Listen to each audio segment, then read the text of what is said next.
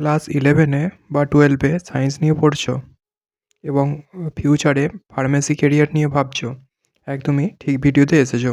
Pharmacy মানে শুধু কিন্তু মেডিসিন বিক্রি না, এর মধ্যে অনেক ধরনেরই রোল আছে। এটা হেলথ কেয়ার সেক্টরে একটা বিশেষ গুরুত্বপূর্ণ ভূমিকা কিন্তু পালন করে। তো তোমরা ক্লাস 12 সায়েন্স পাস করার পর কী কী কোর্সগুলো করতে পারো ফার্মেসি কেরিয়ারে? প্রথমত ডি ফার্ম করতে পারো, যেটা 3 বছরের হয়ে থাকে। আর বি ফার্ম করতে পারো, যেটা 4 বছরের কোর্স হয়।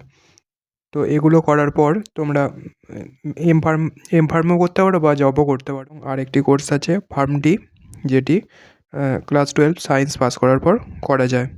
স্কুলিং কমপ্লিট করার পর তোমরা হসপিটালে অ্যাজ আ ফার্মাসিস্ট হিসাবে জব করতে পারবে এবং যে ফার্মাসিউটিক্যাল ম্যানুফ্যাকচারার যে কোম্পানিগুলো আছে, যেমন সান ফার্মা আছে, আরও সব ম্যানকাইন্ড ফার্মা আছে, এইসব কোম্পানিগুলোতে তোমরা জব করতে পারো।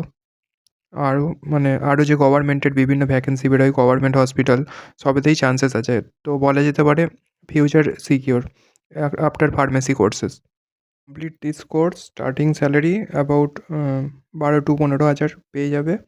তো এর আর একটা ভালো অ্যাডভান্টেজ কি, তোমরা ড্রাগ লাইসেন্স বা একটা মেডিসিন স্টোর খোলার একটা লাইসেন্স পেয়ে যাবে, যেটা ভাড়া দিতে পারবে বা নিজের দোকানও খুলতে পারবে।